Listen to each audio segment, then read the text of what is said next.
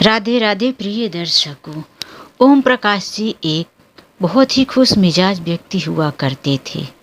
एक छोटा सा घर में पत्नी की यादें, पत्नी की तस्वीर, पत्नी की पसंद की कुर्सी, मेज, कवर, पर्दे, आज भी सारी चीज़ें पत्नी की पसंद की वैसे के वैसे ही ओम प्रकाश जी ने सजा कर रखा था।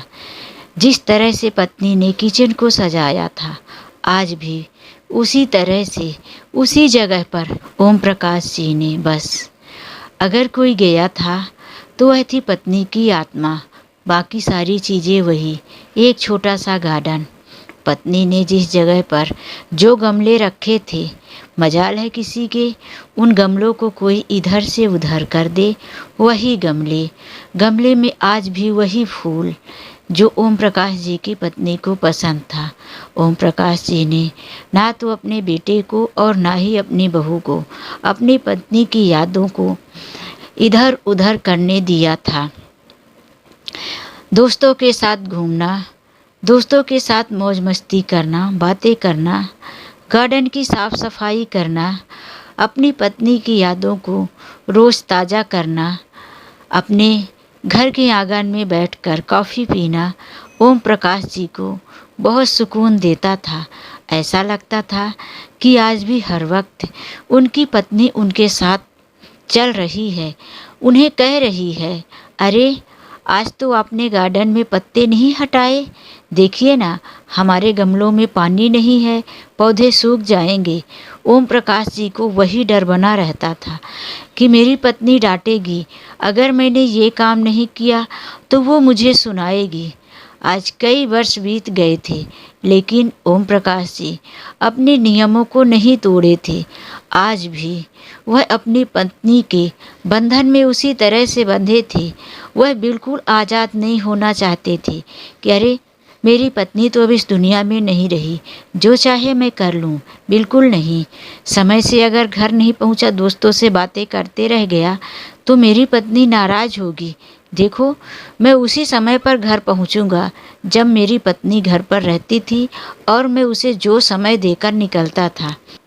शाम को 4 बज रहे थे। ओम प्रकाश जी बाजार से लौट रहे थे। कुछ ही दूरी पर अपने घर के आसपास उन्हें धुआं मंडराता हुआ दिखाई दिया। ओम प्रकाश जी तेज कदमों से घर की तरफ बढ़ रहे थे। ओम प्रकाश जी की धड़कनें बढ़ रही थी, उनकी चिंता बढ़ रही थी। आखिर मेरे ही मोहल्ले से ऐसा धुआं क्यों उठ रहा है? अभी तो बाजार में पूरा आसमान साफ दिखाई देता था, लेकिन आज मेरे मोहल्ले में ऐसा क्या हो गया? धड़कते हुए दिल से कदमों को तेज तेज बढ़ा रहे थे। आखिरकार ओम प्रकाश जी जब अपने घर के पास आए, उनके हाथ का सामान वहीं का वहीं गिर गया और दौड़कर उसी आग में कूदने जा रहे थे, लेकिन वहाँ पर कुछ लोग खड़े हुए उन्हें बचा लिए।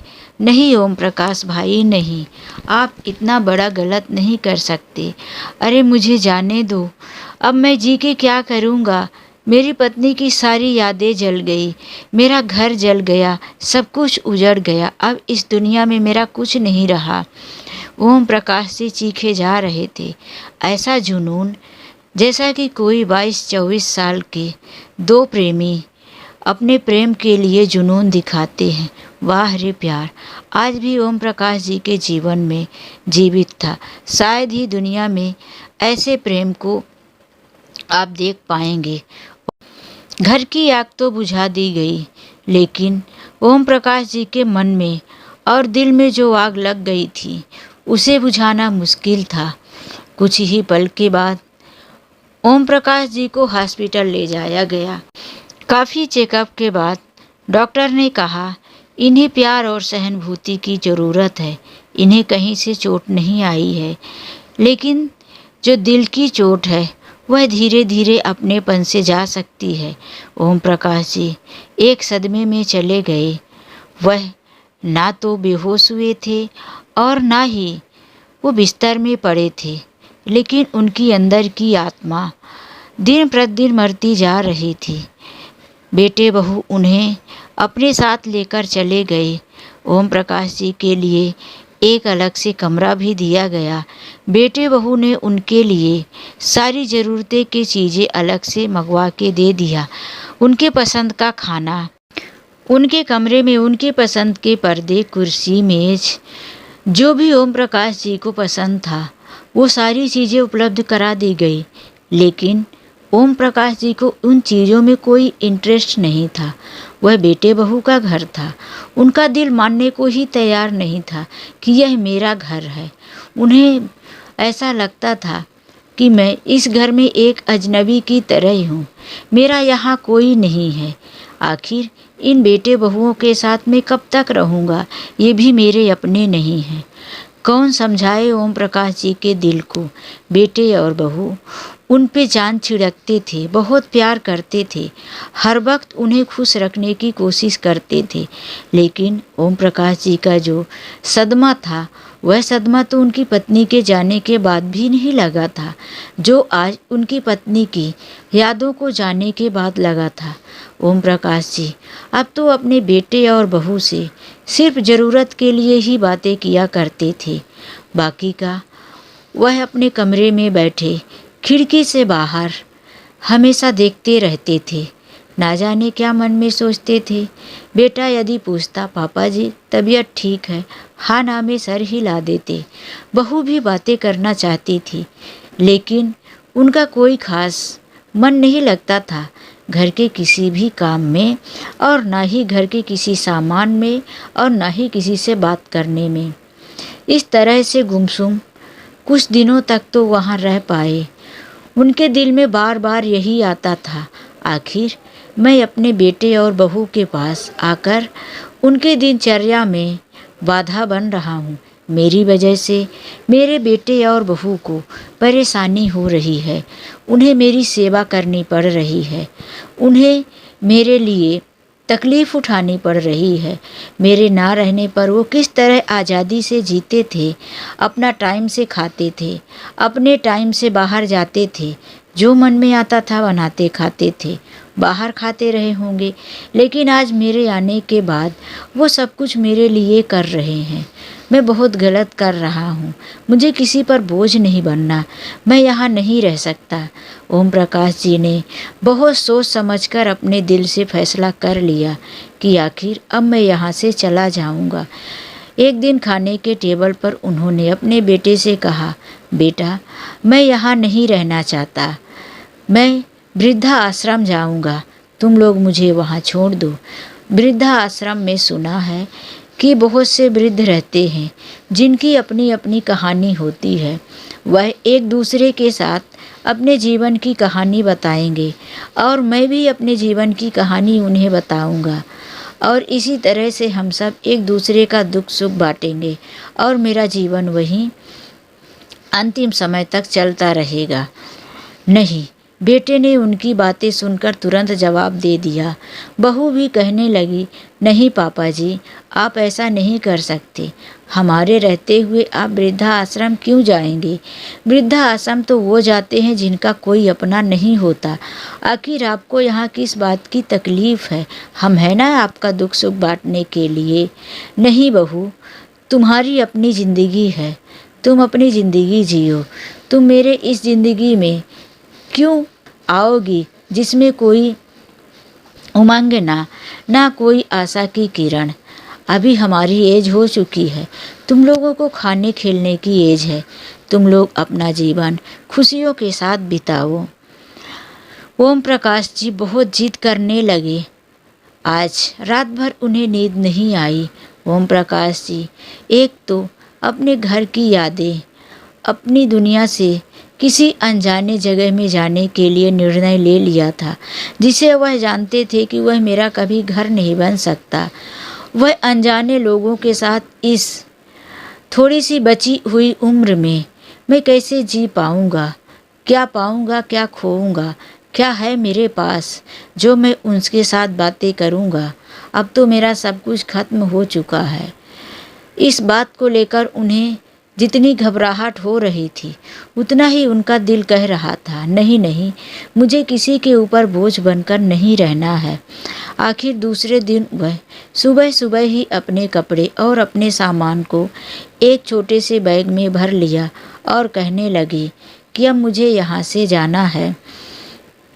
ओम प्रकाश जी को जो भी चीज़ें वहाँ से मिली थी अपने घर से, उन्होंने वो सब रख लिया था। बेटा और बहू लास्ट तक पूछते रहे, पापा जी क्या आपका यह अंतिम फैसला है? हाँ बेटा, मेरा अंतिम फैसला है। मुझे यहाँ से जल्दी लेकर चलो। जितना टाइम यहाँ रखोगे उतनी ही तुम लोगों की मोह माया बढ़ेगी और मैं उतना ही परेशान होता रहूँगा। आखिरकार मैं अपनी नई मंजिल तक बहुत ही जल्दी पहुँचना चाहता हूँ। बेटे और बहू ने उनकी बात मान ली और उन्हें कार पर बैठाकर चल दिए। बेटा ड्राइविंग करता था, बीच में बहू बैठी थी और पास में ही ओम प्रकाश जी बैठे थे बेटे के साथ। ओम प्रकाश जी का घर से निकलते ही और कलेजा धक धक हो रहा था। अब उन्हें एक नई दुनिया में, नए जीवन में पैर रखना था। उन्होंने कभी सोचा भी नहीं था कि हमारे इस उम्र में हमें एक नया जीवन जीना पड़ेगा। शायद उनका घर बचा होता तो आज वो यह सब नहीं करते। ओम प्रकाश जी अपना आत्मविश्वास खो चुके थे और बेटा और बहू बैठे हुए ना जाने किस बात में गुमसुम थे। गाड़ी में सन्नाटा पसरा हुआ था। ओम प्रकाश जी का बेटा गाड़ी रोड पर दौड़ाए जा रहा था, लेकिन ये क्या, उसने गाड़ी को दूसरे साइड में मोड़ लिया। ओम प्रकाश जी अचानक से बोल पड़े, अरे यह तो वृद्धा आश्रम का रास्ता नहीं है, हम कहाँ जा रहे हैं? ओम प्रकाश जी का बेटा बोला, हम दूसरे जगह जा रहे हैं, उसके बाद हम वृद्धा आश्रम जाएंगे। ओम प्रकाश जी सोचने लगे मन में, ना जाने इसने क्या क्या सोच रखा है, अब दूसरी जगह कहाँ ले जाएगा। वह उस दूसरी जगह का इंतज़ार करने लगे। धीरे धीरे उन्हें कुछ सड़कें जानी पहचानी सी लगने लगी। उनकी धड़कनें बढ़ने लगी। ऐसा लग रहा था कि मैं इन रास्तों पर कभी आया हूँ। गाड़ी दौड़ती जा रही थी। उन्हें लग रहा था कि मैंने इन घरों को कभी देखा है। अरे मैंने इस मोहल्ले को भी कभी देखा है। ना जाने क्यों यादें धुंधली हो रही थी।